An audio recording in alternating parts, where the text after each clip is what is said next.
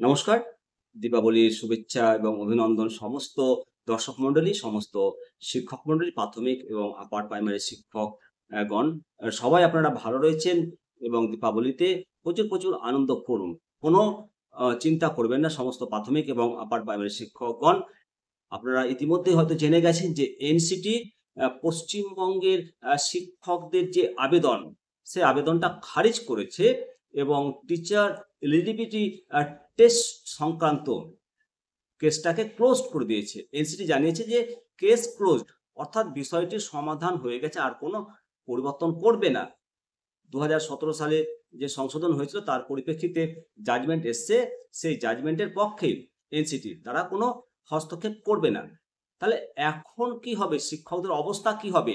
Supreme কোর্টের নির্দেশ অনুযায়ী শুধু পশ্চিমবঙ্গে 90,000 শিক্ষককে টেট পাস করতে হবে এবং এনসিটির এই সিদ্ধান্তের পর শিক্ষকদের চাকরি নিয়ে অনিশ্চয়তাটা আরো বেড়ে যাওয়াটা স্বাভাবিক।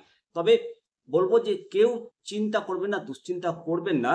সবার চাকরি 2009 এর আগে যারা যোগদান করেছেন তাদের চাকরি পূর্ণ মেয়াদ পর্যন্ত বহাল থাকবে। হ্যাঁ, এটা বলছি, এটা এই কারণে বলছি যে পরবর্তী পদক্ষেপগুলো যদি শিক্ষক সংগঠন সম্ভবত আইনি এবং প্রশাসনিক পদক্ষেপ নিয়ে যে চাকরির সুরক্ষার জন্য যে চেষ্টা করছে এবং এনসিটি যে সিদ্ধান্ত নিয়েছে তার পরবর্তীতে রাজ্য সরকার কি পদক্ষেপ নেয়, ভাইফোঁটার পর সুপ্রিম কোর্টে তারা কেস ফাইল করবে বলেছে, এখন সেটাই দেখার। আর টেট পরীক্ষার জন্য প্রস্তুতি নেওয়া ছাড়া খুব একটা বিকল্প সময় নেই। প্রশিক্ষণ এবং প্রস্তুতির মানে মাঝখানে উত্তীর্ণ হওয়ার চেষ্টা করতে হবে, এটাই এখন মনে হচ্ছে। তবে এই বয়সে, এই 50+ বয়সে পাস করা সম্ভব নয়। তো এই বিষয়ে এই অবস্থায় এখন একমাত্র ভরসা আমাদের যশস্বী প্রধানমন্ত্রী নরেন্দ্র মোদীজি এবং আমাদের মাননীয় কেন্দ্রীয় শিক্ষামন্ত্রী ধর্মেন্দ্র প্রধানজি।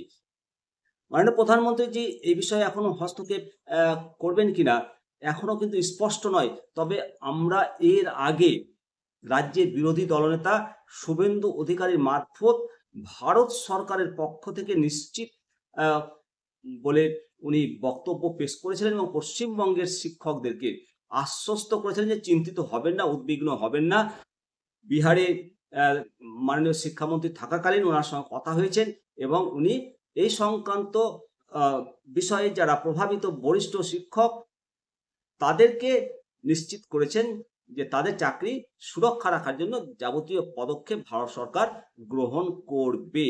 অর্থাৎ আমাদের এটা ধরে নিতে হবে, আমরা ধরে নিয়েছি যে মাননীয় প্রধানমন্ত্রী নরেন্দ্র মোদীজি এবং মাননীয় শিক্ষামন্ত্রী ধর্মেন্দ্র প্রধানজি অবশ্যই আমাদের চাকরি সেভ করবেন, শিক্ষকদের স্বার্থ রক্ষা করবেন। এবার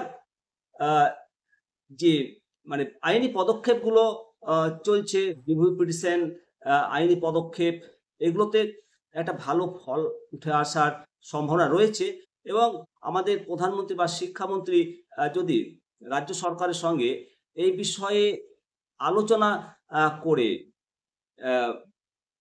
পদক্ষেপ গ্রহণ করেন বা শিক্ষানীতি নিয়ে যদি বিবেচনা করেন, কেন্দ্রীয় শিক্ষা মন্ত্রণালয় শিক্ষার মান উন্নয়নের জন্য যদি নীতি নির্ধারণ করেন, এনসিটি আবার হয়তো এটাও ভাবতে পারে যে কেন্দ্রীয় সরকার শিক্ষক প্রশিক্ষণ বা বিকল্প ব্যবস্থার কথা ভাবতে পারেন।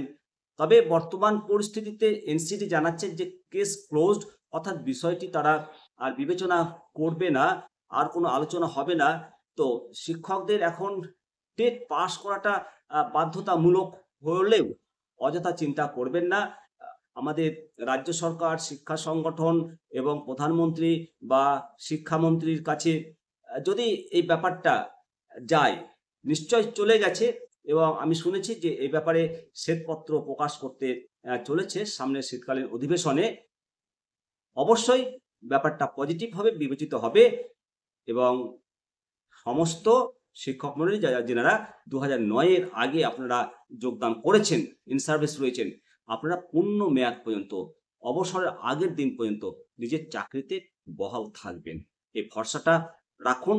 অযথা আমি জানি সবার চিন্তা হচ্ছে, সবার মন খারাপ, ইভেন আমারও চিন্তা হচ্ছে, না হওয়া নয়, তবে ভেঙে পড়া নয়, হবে হবে জয়, দৃঢ় প্রত্যয়। আমরা এর আগে জয় পেয়েছি, আমাদের 50% রিল্যাক্স করেছিল, এনআইএস থেকে ডিএলএড ডিগ্রি যে সার্টিফিকেট আমাদের মাননীয় ধর্মেন্দ্র প্রধানজি রিল্যাক্স করেছিলেন। আবার মাননীয় ধর্মেন্দ্র প্রধানজি এই বিষয়টি হস্তক্ষেপ করবেন এবং আমাদের যে বিরোধী দলনেতা শুভেন্দু অধিকারী যে ভরসা দিয়েছেন, সেই ভরসাতেই আমরা আশা দেখছি। হবে জয়, দৃঢ় প্রত্যয়। অবশ্যই কমেন্ট করবেন। ভালো থাকুন। জয় হিন্দ, জয় ভারত।